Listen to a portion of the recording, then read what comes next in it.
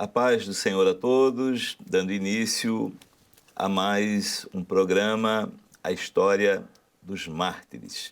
No último programa nós falamos sobre os mártires da pré-reforma e reforma, e hoje nós vamos voltar aos mártires lá dos primeiros 3 séculos da história da Igreja, que foi o período das grandes perseguições, inclusive as 10 grandes perseguições. Estão aqui comigo o pastor Luiz Eugênio, paz do Senhor. Paz do Senhor a todos. Pastor Amém. Douglas, a paz do Senhor. Paz do Senhor, paz do Senhor. Então, vamos dar continuidade aqui, lendo um texto bíblico que está na carta de Paulo aos Coríntios.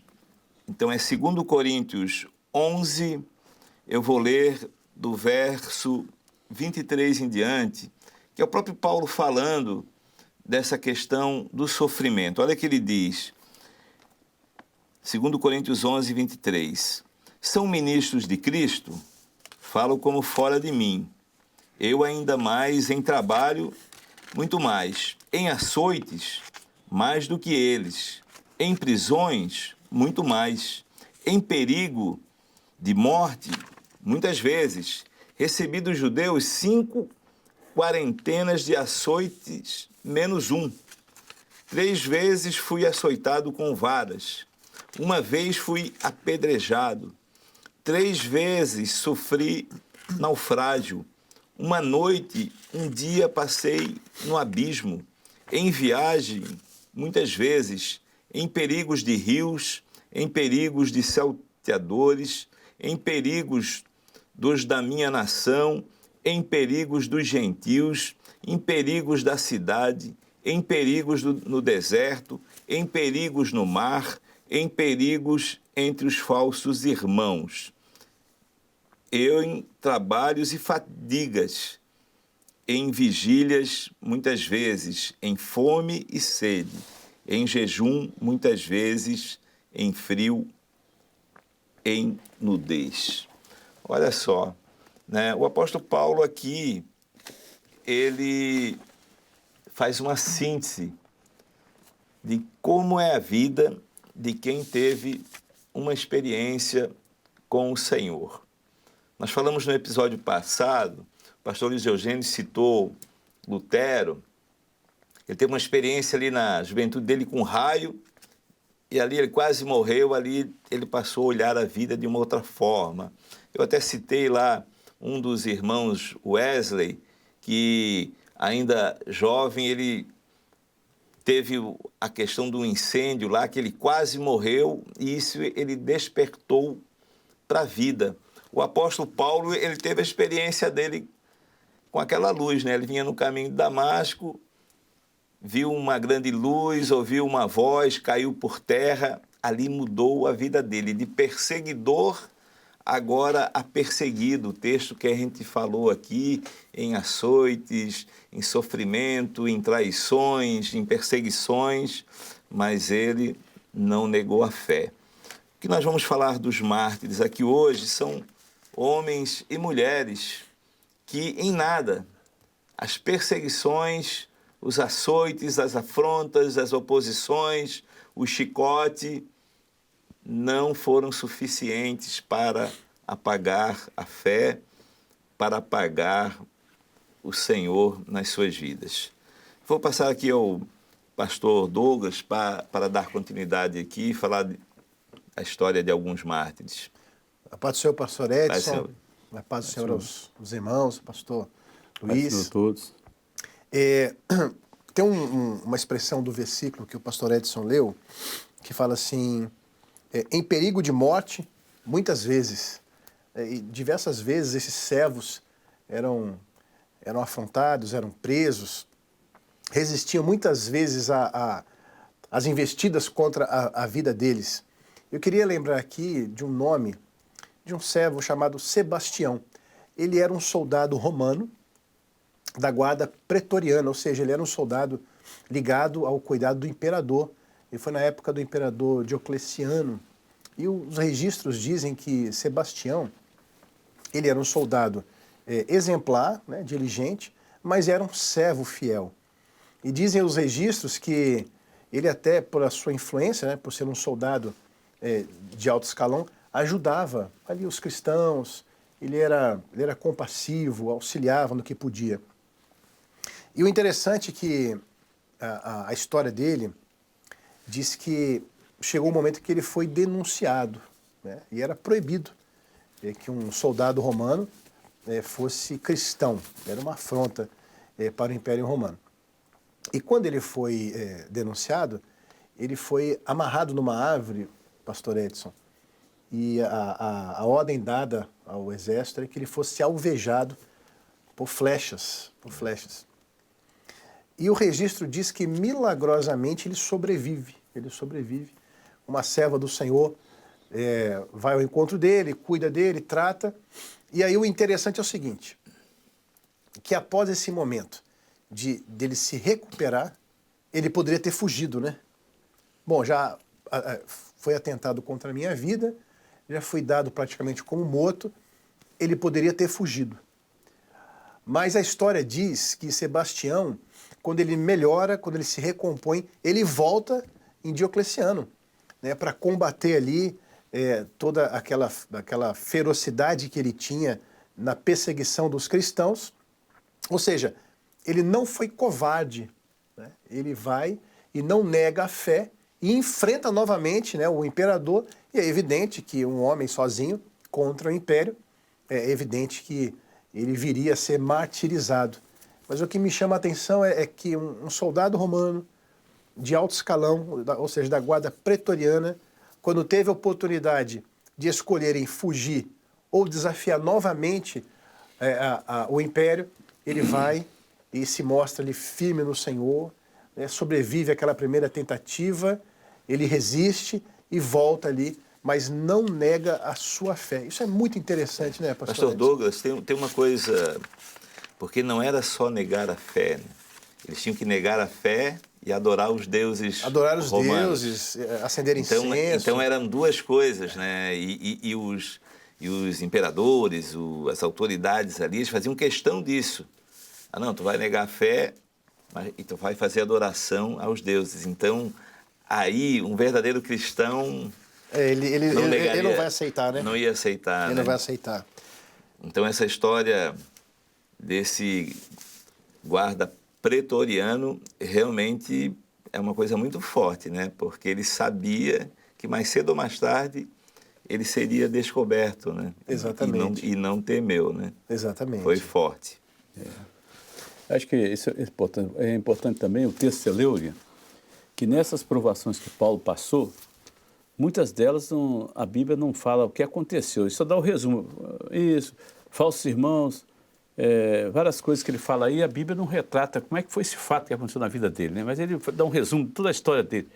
Na verdade, essa história de Paulo é a história dos cristãos, é a história de ministério, de pastor, tudo. Pastor, tudo esse negócio aí, né? De esse sofrimento, talvez não naufrágio igual Paulo, não ser apedrejado. Não é apedrejado, hoje já tem apedrejamento na internet aí. Hoje é diferente. Tem diversos tipos mas de... Tem. As ações são diferentes, mas a perseguição e o martírio continuam de alguma forma ou de outra. Hoje o que eles fazem é o seguinte, eles assassinam reputações.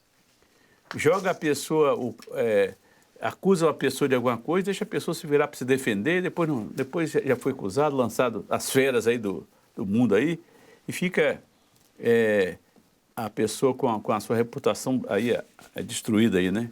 E até recuperar isso é um negócio difícil. Agora, voltando aqui aos princípios dos perseguidores, eu queria lembrar aqui de algumas pessoas aqui ainda, né? Lembrar aqui de Blandina, né? Blandina, né? É Blandina. Blandina é uma dama, foi uma dama cristã, e ela foi jogada às feras. O que aconteceu? Ela é uma mulher de oração. Aconteceu um fato inédito aqui, que quando ela foi jogada às feras ali, nenhuma fera, acho que chegou para devorar Blandina ali. E aí depois tiraram ela dali, daquele local ali. E é interessante que ela tem um rapaz chamado Pôntico, um jovem de 15 anos, que ela fortaleceu a fé dele, falou para ele resistir, para não negar a fé. Um jovem, adolescente ainda, né? Tinha muitos desse tipo também.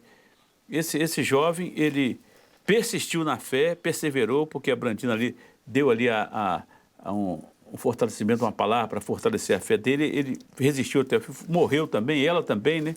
Tem uma história interessante da Blandina, que depois das feras, eles colocaram torturadores para torturar elas e dizem que eles revezavam os torturadores porque eles cansavam e ela se mantinha forte. Era mulher de oração essa mulher, viu? Mulher forte. Sabe que nós temos umas mulheres aí por aí na igreja nossa, irmã de oração aí? Tem, né? Tem. Rapaz, Tem muitas, né, pastor? Eu sempre lembro da história, eu gosto de lembrar a história da irmã de oração lá, uma irmã da região da Serra, aqui no Espírito Santo, que ela orou.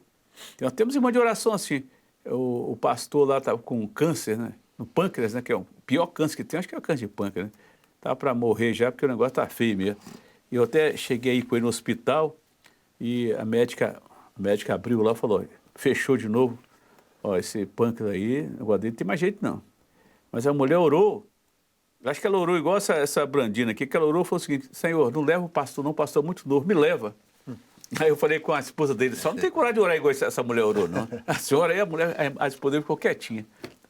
Com certeza ela não tinha coragem de orar mesmo, orar para pedir o senhor para levar o pastor. Não me leva, porque o pastor tem muita coisa fazendo na sua obra, eu já estou pouca coisa mesmo, me leva, pode me levar, não leva ele não. Aconteceu o quê? Rapaz, o câncer estancou naquele pastor, o câncer parou de repente, parou, isso já tem uns anos aí já, parou o câncer, e a mulher ficou doentinha, ficou meio doente essa irmã aí, né? Mas depois melhorou, já está boa também. Agora, veja só, eu estou falando do poder da oração dessa Brandina, como que ela orou, e ela conseguiu parar ali o ataque das feras, que eu entendo foi uma oração, ela parou mesmo, parou, depois ela morreu de outra forma. Mas são exemplos de fé que a pessoa às vezes enfrenta ocasiões difíceis, mas eu sou talvez no modelo de fé igual ela que orou ali, e você falou que vários torturadores tentaram ali, ia, revezava. Rapaz, o Senhor sempre deixa às vezes uma marca, não é que a pessoa vai deixar de morrer porque aconteceram fatos inéditos, mas são experiências que ficam marcadas na história, né? Da Brandina, né? Eu me lembrei de uma irmã lá no sul, lá em Santa Catarina. Eu era pastor da Igreja do Estreito, a primeira igreja lá de Santa Catarina, o primeiro templo, né? Tinha uma irmã chamada Célia. Ela tinha um câncer, que ela lutava com aquele câncer há uns 15 anos. Fazia cirurgia na cabeça e tudo, e se mantinha firme. E fazia... Aí nós começamos a dar assistência numa cidade chamada Caçadora, a 400 quilômetros de Florianópolis. Eu peguei na igreja, coloquei 4 grupos. Então, todo final de semana ia um grupo da assistência. E aí ela veio para mim assim, todo o grupo vinha contando experiências. Que foi uma bênção, isso, aquilo. Aí ela veio falar comigo, pastor, eu quero ir dar assistência em Caçador. Aí... eu pensei assim, se eu fizer isso, o presbitério vai me tirar fora. Se ela acontece alguma coisa com ela, daí esse pastor, não me tira essa bênção. Rapaz, eu peguei coragem, eu disse assim, tá podendo, mas então vou fazer um grupo com o teu marido. O marido dela ia de carro, ia ela, ia mais 2 pessoas. E ela sempre sentia dores, né? Às vezes dores fortes. Pastor, na semana que era a semana deles ir, ela não reclamava de dor, não reclamava de nada, porque ela queria ir na viagem. Ficar quietinho, não queria falar nada dor. Ela ia, não reclamava durante a viagem. E voltava contando bênçãos. Glória a Deus. E não morreu. Ela tinha uns 2, 3 anos ainda. Mas então nós temos mulheres. Você falou a Célia, né, o nome dela, né? Célia. Então, já que você falou da Célia, eu falei da Cecília. Cecília, vamos lá na Cecília. A Cecília, no tempo do imperador Severo, né, 193 a 211, Severo, ela também foi outra mulher que aconteceu o seguinte: o marido dela era um cavaleiro, né? Ele se converteu com o testemunho dela, o irmão dela se converteu também. Veja só, essa mulher tem uma experiência, a Cecília. Ela tem uma experiência, até o torturador dela se converteu. Rapaz, essa mulher é uma mulher evangelista, vou te falar uma coisa. Chegar para torturar, está evangelizando. Essa turma, o torturador, depois o executor dela, foi executado também, porque se converteu também. Agora, você veja só, essa mulher, ela foi lançada no óleo quente, depois decapitada, mas foi uma mulher que deixou uma experiência, uma marca de fé, de conversão. Porque o importante é o seguinte, era uma pessoa, era essa Cecília, era uma pessoa de boa família em Roma, tinha uma família tradicional em Roma, mas ela era uma cristã convicta que foi convertendo, desde o marido dela, o marido dela, Valeriano, né, que se converteu, depois foi outros convertidos, o irmão, ela foi evangelizando. Rapaz, existem umas evangelistas que ela, às vezes, ela sabia que ela ia morrer de alguma forma, mas ela queria deixar a semente da fé dela ali plantada de alguma forma, ela converte um, converte o outro e vai.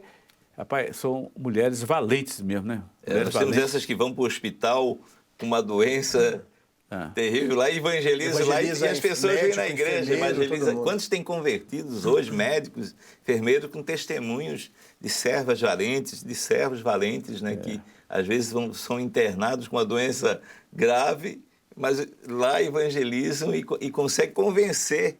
A fé que tem no coração convence aquele que está ali perto. Não vê o desânimo, não vê a tristeza, mas vê um louvor, uma glorificação, não é? E vê o brilho, né? O brilho nos olhos, a presença do Espírito Santo, né? E essas pessoas, quando estão assim, numa situação como ela, que estava para morrer, jogada num banho quente, foi decapitada, tudo, a Cecília, né? E às vezes nós vemos irmãs assim. Eu sempre lembro da história de uma irmã, eu fui visitar no hospital, ela estava lá, ela estava já sabendo que estava chegando a hora dela, né? E o filho dela com ela lá, o filho dela até o Bruno, né? Bruno, que é até um diácono nosso aí da Vila Velha aqui, ela falou comigo, pastor, não esquece meu filho aí não, cuida dele aí, viu? Aí eu falar, o amor de mãe. Mas ele é o amor de mãe, preocupado. Não, minha irmã, fica tranquilo. Ele sempre vai ter. Ele é um engenheiro, mas ela preocupada com ele. Ela, na hora da morte, rapaz, é preocupada com o filho. Como é que o filho vai ficar? O filho trabalhando certinho, tem a vida dele, já casado, tudo, mas ela preocupada. Ela não estava preocupada com a morte dela, preocupada com o filho dela, certo? É interessante. Então você vê. É coisa de mãe, né? Coisa de mãe. Mãe Mas nós temos outro exemplo. Tem um exemplo aí? Tem mais outro exemplo. Vai lá. Eu queria falar aqui desse rapaz aqui, Inácio, bispo de Antioquia. Inácio foi o que sucedeu Pedro, logo depois de Pedro, ele veio no Império do Trajano, de 98 a 117 Trajano, né? Então, Inácio, eu queria ler a frase que ele deixou, que eu achei interessante essa frase. Ele falava o seguinte, ó: sou trigo de Cristo, vou ser moído com os dentes das feras, para que possa ser achado pão puro. Então, rapaz, ele deixou essa frase, ele ia ser moído com os dentes das feras, ele já sabia que ia ser moído, né? Mas moído com os dentes das feras para que possa ser achado pão puro. Então, ele se considerava como o próprio trigo ali mesmo, moído com pão. Na verdade, é o testemunho que foi deixado por esses mártires, que eu sempre falo, que Tertuliano já falou no início lá, que aquele sangue dos mártires seria semente para crescimento, porque quanto mais se torturava o cristão, matava o cristão, mais o cristianismo ia crescendo. E eu vejo que, Ian, nós temos até que, uma hora que tiver um tempo, falar sobre a perseguição aos cristãos dos dias atuais. Continua. Eu mesmo recebi um da minha igreja lá, que foi dar o testemunho dele, contou, né? Não vou nem falar o país, nada, mas, rapaz, é um negócio difícil, né? Ele não pode, no país que ele mora, não pode falar que ele é cristão. Ele tem que ter uma carteirinha lá, a carteirinha dele lá, ele falou, minha carteirinha tem que estar escrito outra, porque na carteira de identidade tem que botar a identidade da pessoa, que religião ele é. Então, ele pode botar outra religião, menos cristã. Então, ele botou lá, se souber que ele é cristão, no país dele, ele está preso, alguma coisa acontecer com ele. Então, ele tem que falar, eu sou cristão, mas na minha carteira de identidade não está... Ele falou, minha carteira de identidade não está escrito que eu sou cristão, porque na carteira de identidade tem que botar... Eu acho que nós vamos chegar a um ponto desse, chegar um momento em que as pessoas né? vão ter que colocar na identidade dele o que ele é, qual a fé que ele segue. Vai chegar um momento desse, do jeito que vai o mundo. O pastor Jereuti fala muito do Watchmani, né, que era um chinês, já de um tempo um pouco atrás, ele, no início da perseguição lá na China, e ele ficou preso, né, e morreu na prisão. Ele tem um livro que ele escreve uma coisa muito interessante, né? Ele diz assim, a pressão da necessidade. Ele fala assim que aquele que ora sem uma necessidade A oração não passa do teto. Tu tem que ter a pressão da necessidade. Daí tu ora e aí... Tem que ter a pressão, tem que ter a pressão. Tem que ter a pressão. Oração é com pressão e com prova, né? Diz que a pressão da necessidade faz tu orar e alcançar Você falou aí da pressão da necessidade, eu lembrei de uma irmã aqui, que ela me procurou no final última semana do mês do ano, né? A outra semana de dezembro, falou, pastor, eu tive um sonho. Falei, o que houve, meu irmão? Eu tive um sonho que eu morri dia 31. Falei, é mesmo? Morri dia 31? Falei, morri dia 31. Falei, isso aí, os 6 meses de sonho é o seguinte, você tem que ter cuidado com o que você vai comemorar dia 31 de dezembro, as festas que você vai viver aí, tudo aí, para você não perder sua fé e morrer na fé. Falou, graças a Deus, pensei que fosse morrer mesmo. Certo? Então, essa não está com muita necessidade. Não dá, não. Ainda bem que ela não morreu. Ainda bem que ela não morreu fisicamente nem espiritualmente. Ela se mantém até hoje, já está na igreja aí, firme. Aí, isso é bom, né? Mas, pastor Luiz Eugênio, pastor Douglas, tem uma história aqui muito interessante. O nome dele é Romano. Né? Romano. O nome dele era Romano. E esse Romano, ele foi perseguido no tempo do imperador Galério. Foi a última perseguição. Certo. Galério morreu em 310, morreu ali de uma doença, né? E logo em seguida entrou Constantino e 3 anos depois acabou a perseguição. Então ele foi o último perseguidor, Galério. E esse Romano foi perseguido no império dele. E diz ali que o prefeito da cidade começou a torturar ele. Prendeu ele, porque eram denunciados, né? Houve a perseguição, eram denunciados, eram presos.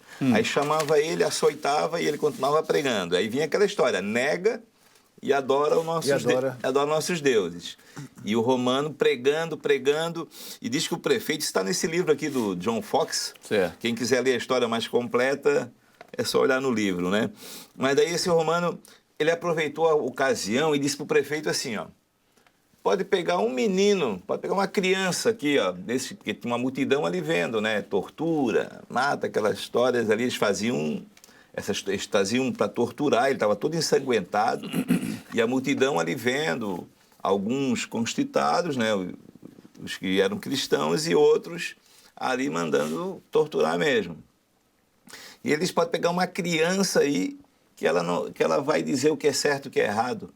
E o prefeito chama uma criança, e ele fala assim, o prefeito diz assim, ó, uma criança de 7 anos, idade isenta de malícia, e ele diz assim, ó, dentre a multidão chamou um menino que foi colocado diante do mártir. Disse-me, filhinho, disse ele, se tu achas que há razão para que adoremos a um só Cristo, em Cristo e em um só Pai, ou então para que adoremos muitos deuses? A que o menino respondeu, certamente aquele que os homens afirmam ser Deus, seja o que for, deve ser um só, e o que lhe é próprio e único, porque Cristo é único. Aí o prefeito ficou ali sem acreditar naquilo ali e disse o seguinte, de quem tu aprendesse isso? Ele disse assim, de minha mãe. Aí chamaram a mãe dele. Chamaram a mãe dele para a mãe dele querer fazer o menino, açoitar o menino, chamaram a mãe, açoitar o menino. E aí, querendo que a mãe e o menino agora negassem. Olha o que a mãe disse, né? É muito difícil para a mãe, numa hora dessa, dizer isso. Ela disse assim, ó, aguenta, filhinho, porque logo tu verás aquele que te enfeitará a cabeça nua com uma coroa de glória. Porque eles tinham arrancado, eles tinham escalpelado o menino. Rapaz. Tinham escalpelado o menino e a mãe diz ali, aguenta. Uma mãe dizer isso, né? É só a fé mesmo. Só uma experiência muito grande com o Senhor, né? E aí o que eles fizeram? Eles levaram o Romano, que estava todo ensanguentado, e o menino levaram para a cadeia, novamente, lá para a prisão. E no outro dia, trouxeram novamente, agora para o sacrifício mesmo, né? E aqui diz que quando trouxeram, a mãe abraçou o menino, beijou o menino e deu a Deus. Ela disse assim, ó, adeus, meu doce filhinho. Quando tiveres entrado no reino de Cristo, lá no teu abençoado estado, lembra-te da tua mãe. E enquanto o carrasco aplicava a espada ao pescoço da criancinha, ela cantou assim, todo louvor do coração e da voz nós te rendemos, Senhor.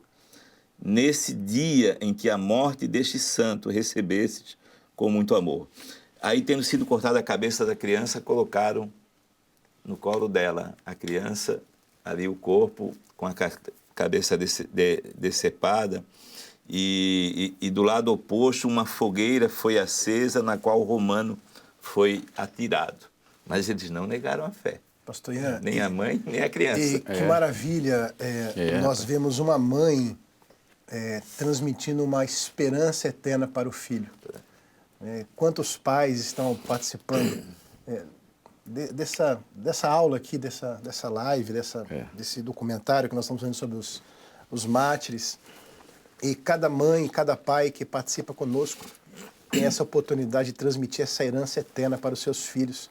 Os dias são difíceis, temos os desafios, mas nós podemos confiar no Senhor, né? Pastor Edson, Pastor Luiz. Em um tempo, as mães, elas são mártires. Aliás, ali nenhum de nós pode esquecer das nossas mães, não quero deixar de ensino para a gente, na fé e na vivência dela. Está falando aqui o Douglas falando das mães, realmente. Agora eu me relembrei aqui da história de minha mãe. Minha mãe já partiu há muito tempo, né? Eu lembro a história que eu era adolescente ainda, né? Nós éramos evangélicos já, era adolescente, não era da Maranata, mas já era evangélico. Eu me lembro que uma vez, nós estávamos retornando da praia aqui de Taparica, aqui no Espírito Santo, Vila Velha aqui, voltando da praia, morava aqui em Santa Mônica, estava voltando para casa. Aí, rapaz, um boi, rapaz, veio com tudo para cima de nós. Estava toda a família, tudo junto, os filhos, os irmãos, tudo junto. Rapaz, o que aconteceu? Quando o boi veio para cima,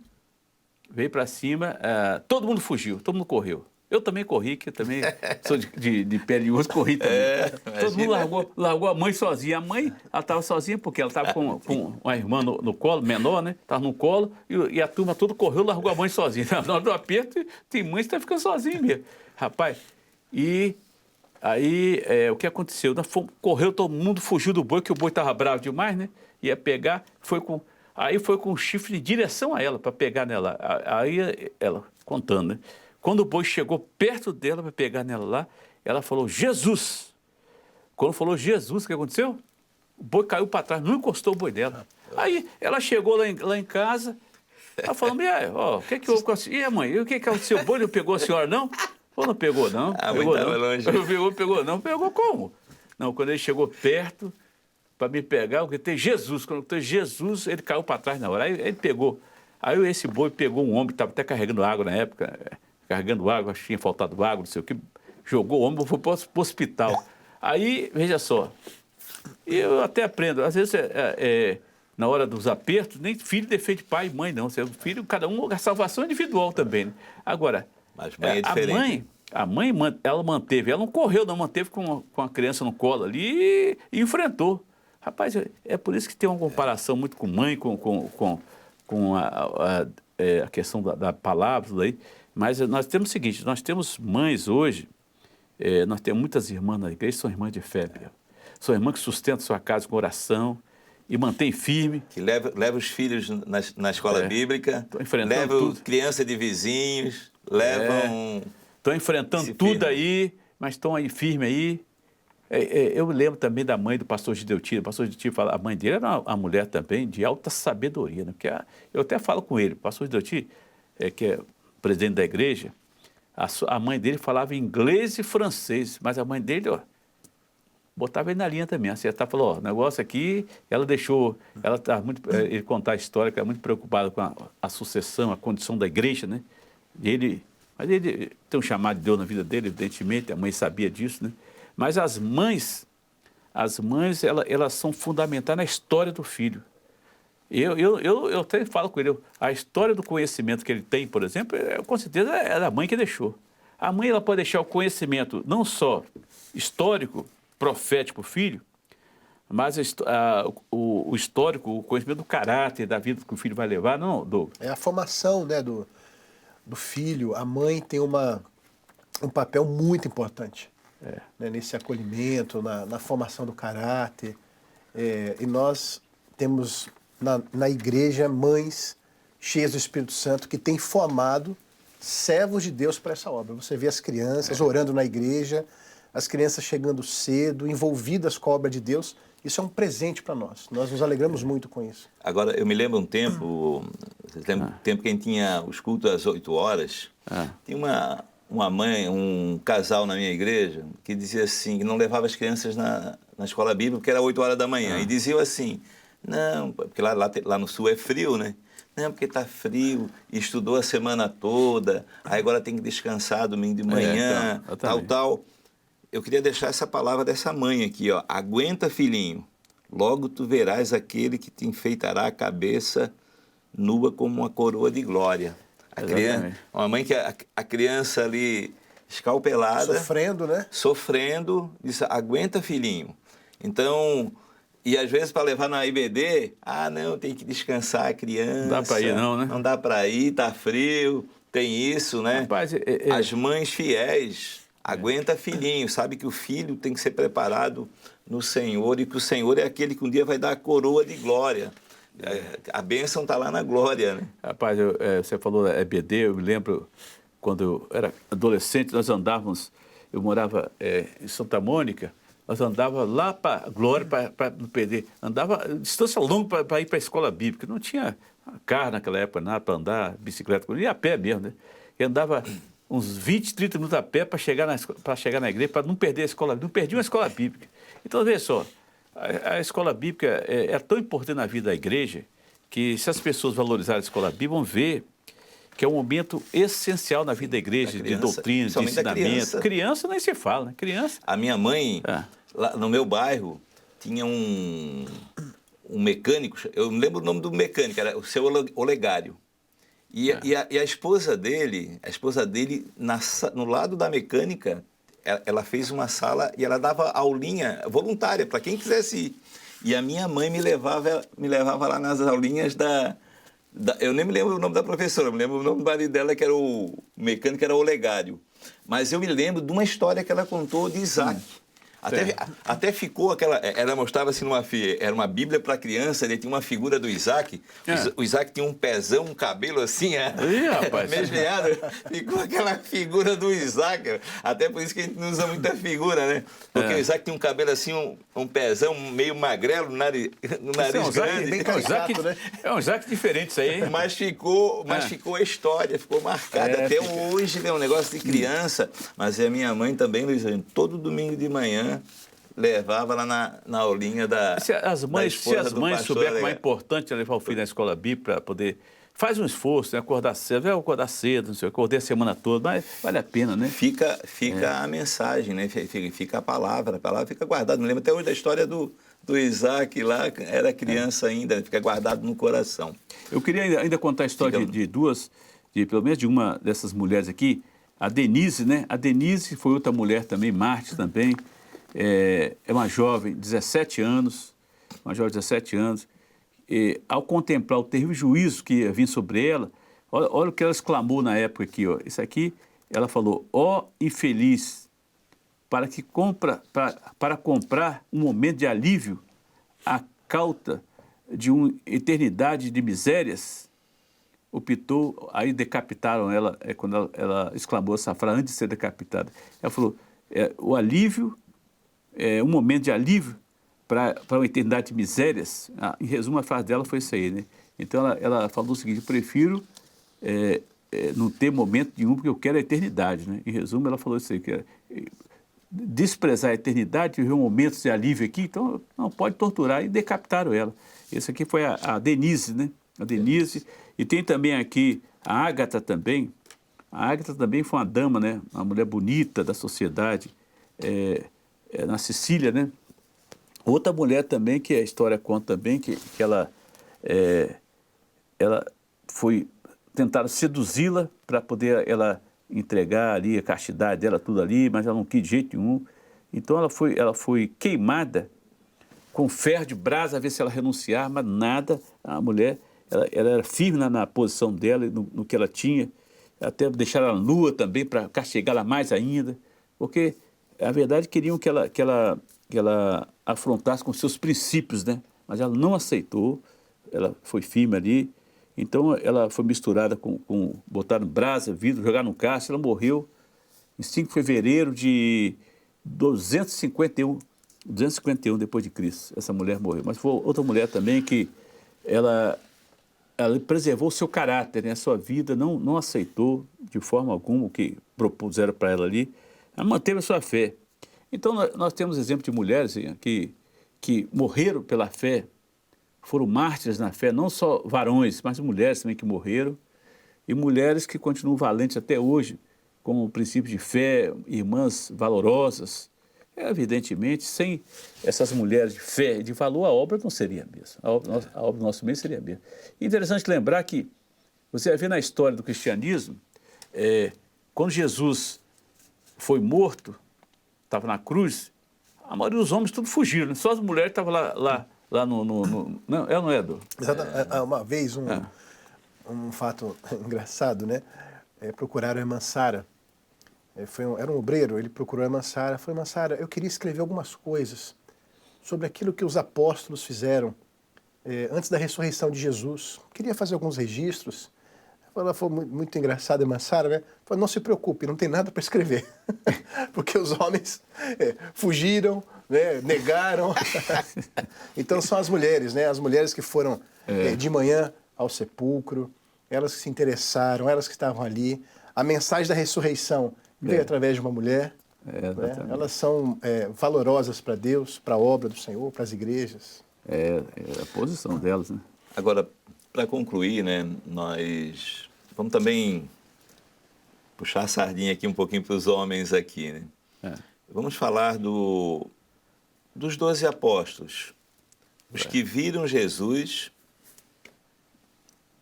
e também tiveram presente quando Jesus já ressurreto, nos 40 dias que ele ficou aqui, o Senhor se apresentou para eles. Nenhum deles negou a fé. Todos foram, menos João, que morreu de causas naturais, por causas né? naturais. É verdade, isso aí morreram todos pela fé, né? Todos foram torturados, perseguidos, martirizados, nenhum negou a fé. Esse foi o segundo programa que nós falamos. Isso, tem todo um mapa ali. Mas o que eu queria ressaltar aqui, se não fosse uma fé verdadeira, 2, 3, 4 tinham negado. Verdade. Mas nenhum dos 11 negou. Por quê? Eles acompanharam Jesus em vida, e viram Jesus ressurreto. Então, isso fica como um legado, que eles sabiam o seguinte, nós conhecemos que é o Senhor, tiveram experiência com o Senhor. Então, muitos desses mártires da primeira igreja tinham esses testemunhos, né? Homens que tiveram com o Senhor, que viram o Senhor a sua série e nenhum negou. Porque se não fosse uma verdade, iam negar. Judas negou, mas ele conheceu o Senhor em vida, ele não viu o Senhor ressurreto. Mas dos que viram o Senhor em vida ressurreto, todos foram afrontados, nenhum negou.